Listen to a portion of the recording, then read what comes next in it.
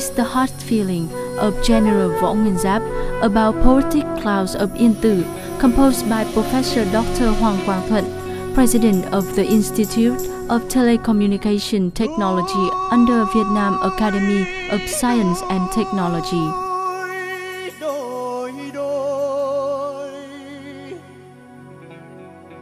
Trùng điệp tiếng thác reo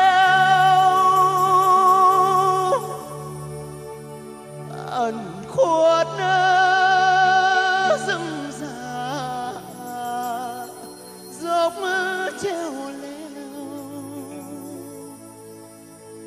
đại ngàn tiếng cành thiên kỳ vĩ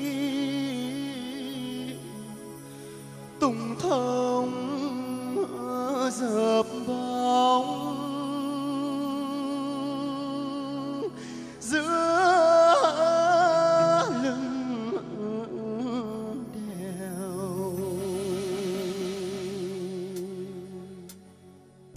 For the past nearly 14 years, there have been a lot of changes in Yên Tử as the supernatural power of the Buddhism land. 143 poems in the collection, however, remain in Vietnam's hearts. The collection has been highly appraised by various poetry researchers. What led these scientists to return to the Buddhism land and become a brilliant poet to transform his deep feelings for Zen into the readers? Was this question raised by many people in love with his poems and chosen as the topic of the seminar on Poetic Clouds of Yên Tử organized at Quảng University.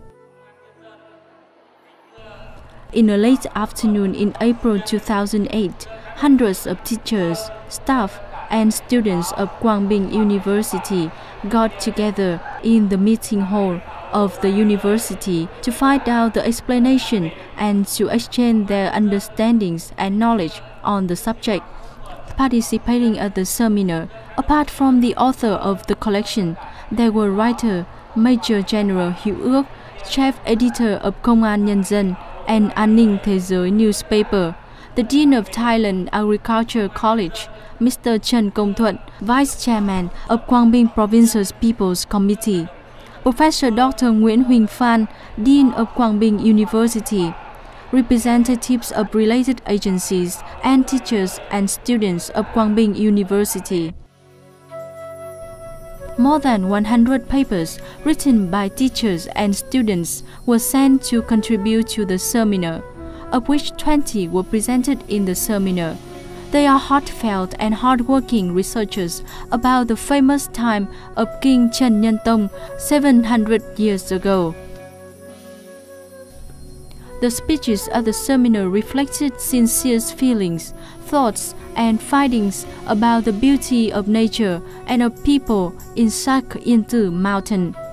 They show the multifaceted approaches in their assessment of Poetic Clouds of Yên Tử, which include literature, history, culture, Buddhism philosophy, and others.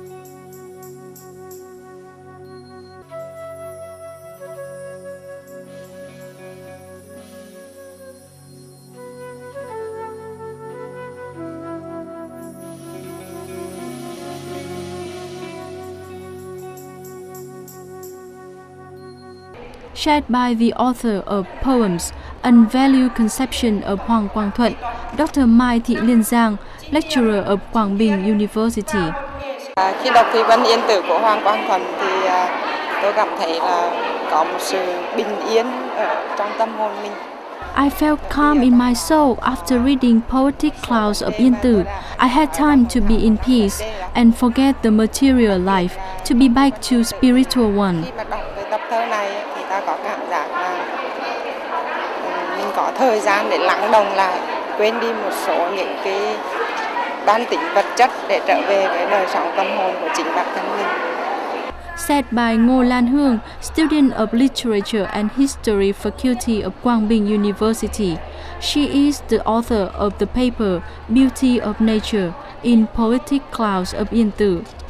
Khi mà em vừa bước chân vào trường Đại học Quảng Bình thì em rất là may mắn được nhà thơ Hoàng Quang Thuận tặng cho nhà trường tập thơ Thi văn Yên tử và As a student, when first reading the collection, I felt it difficult to understand. Then I felt emotional to his feelings for the Buddhism land in Yên Tử and for Zen Master Trần Nhân Tông. After reading all poems in the collection, I felt calm as if something stayed in my Em heart. cảm thấy là tâm hồn mình là có một cái gì đó nó lắng động, nó khế tinh và nó rất là thanh lọc. There is a certain fate for a new work when approaching the public. The seminar played an important role in assessing the collection's value, and its author's life full of goodness is a humanistic poem itself. Professional Dr. Hoàng Quang Thuận shared his points and explained about what the students and readers were concerned. Thầy cô cũng đã có những bài viết nhiều rồi. Thế nhưng mà mọi người, nhất là các em học sinh, sinh viên cũng rất tò mò. At this seminar, I realized that many people, especially the students, have written about this collection. They wonder why a person could compose 62 different poems covering a historical timeline within 12 hours. They assume that I must have knowledge of history. But I haven't. I'm only a scientist of physics.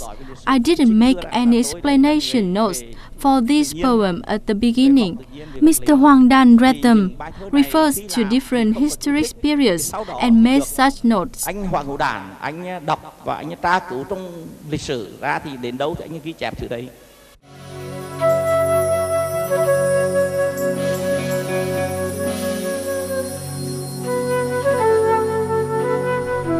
Each person has his own feeling when reading Poetic Clouds of Yên Tử, but what everyone share in common is that the collection is like an overall poem of the writer's life about faith and life within the modern world's concern.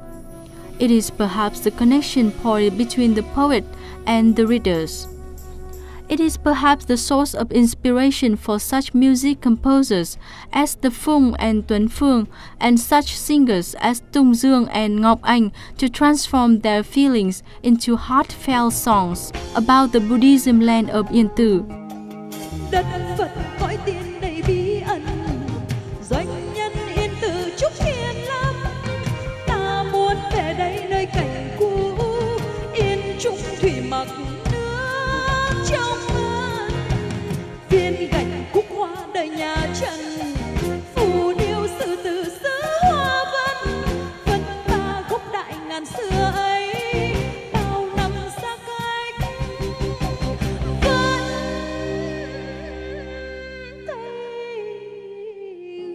These popular singers also came to this seminar to exchange the songs composed from Hoàng Quang Thuận poem with the students.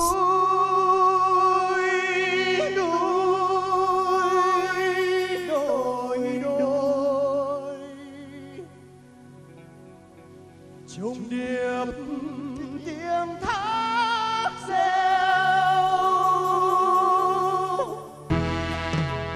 đất Phật cõi thiêng bí ẩn này, danh sơn Yên Tử trung thiền lâm.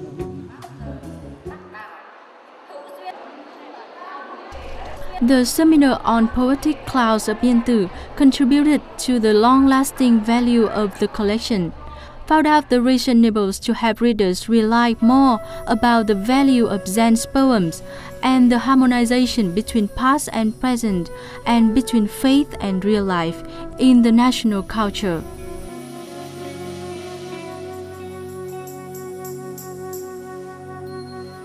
Life is beautiful when the soul is enriched. Poetic Clouds of Yên Tử is a scented flower for the soul which were dedicated by the poet Hoàng Quang Thuận, a son of Quảng Bình province, to Trúc Lâm Yên Tử and to the life.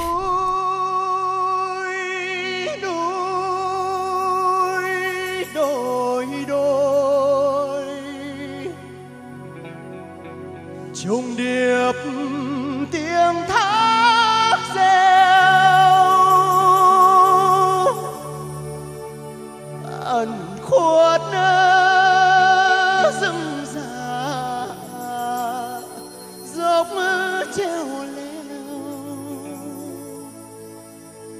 đại ngàn tiên cảnh thiên kỳ vĩ,